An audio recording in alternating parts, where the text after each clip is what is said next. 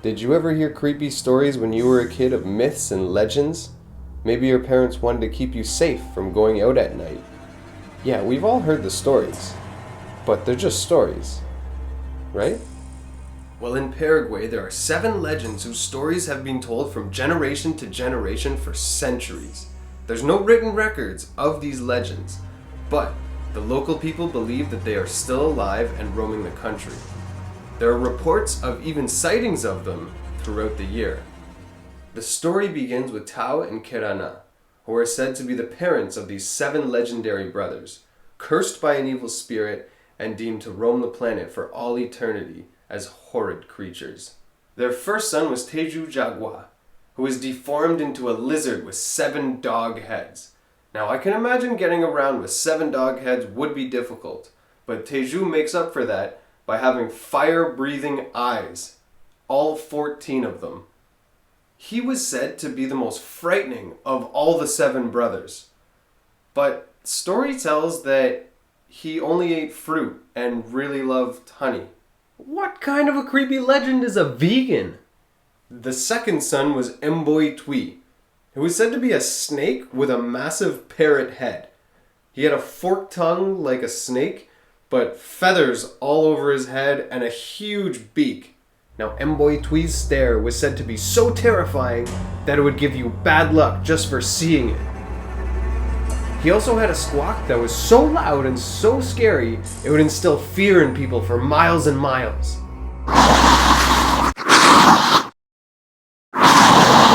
He was said to patrol the swamps and protect all amphibian life. He liked humid climate, and he also really liked flowers. Oh, shucks. Just a hopeless romantic. Too bad he's a parrot-faced snake that lives in a swamp. The next brother is Monia. Great, another snake.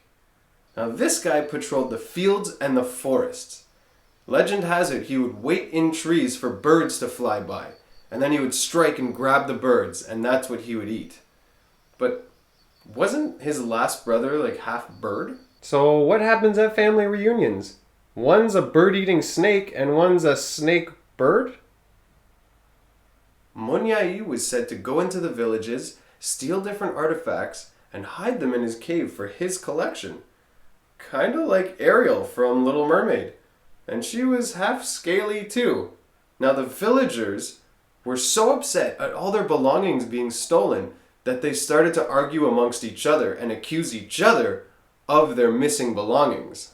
Ha! The joke is on you, villagers! Is not Javier next door stealing your stuff? It's a giant kleptomaniac snake with hypnotizing powers. Look into my eyes. You are getting sleepy. Sleepy. The next brother was Jessie J, known as the Siesta Monster. Now this was the only one of the 7 brothers who did not appear like a monster. Instead, he was an old man with a childlike figure. Now, the legend has it that he would find children that weren't taking their siesta nap, and he would take them and go to the forest with them. Who the hell came up with this creepy-ass Benjamin Button type character? One side of the story says that Jessie J would take them, play with them in the forest until they got tired, give them an enchanted kiss, really creepy, and then put them back home where they could now have their siesta. Oh yeah, that's a great way to keep your kids at home and asleep, to be terrified of this guy. Try a fucking lullaby next time. The other side of the story is even worse than being kissed by a creepy old Benjamin Button type old young guy, where he would take the kids not taking their siesta and then feed them to his brother Ow Ow, who we'll get to in a moment. Meet Ow Ow. This creepy guy was said to be part pig, part bear, and part monkey in some legends. Now, Ow Ow would feed off only human flesh. Wonderful. Mainly fed by people that were wandering in the forest and got lost, or his creepy-ass Benjamin Button type brother that would bring kids to him that weren't taking their nap. Great. The legend says that if you ever encounter this creepy-ass bear pig, that the only way to get away from him is to climb a palm tree. I don't know why it's a palm tree. It has to be a palm tree. But he's terrified of palm trees. Ah! He climbed the palm tree! Damn it! The next brother is Louie Song. This guy was the ancient Grim Reaper who would roam cemeteries and burial grounds. And of course, his only source of food was dead and rotting flesh. It's said that if Louie Song ever passes underneath your legs, that you yourself would also turn into a Louie Song. Like I would ever let this thing near the middle of my legs. How would that even happen? He's just strolling along and then all of a sudden he comes up from under you and you're like, no! In some versions of the story, this legend only comes out on Monday, Wednesday, and Friday. What the hell does he do the other days of the week? He's like part-time Grim Reaper, part-time family doctor? It was said that Louie Song had very cold, clammy hands, and that if he touched you with his cold hands, that would be a sure sign that death was upon you. My doctor always has cold, clammy hands.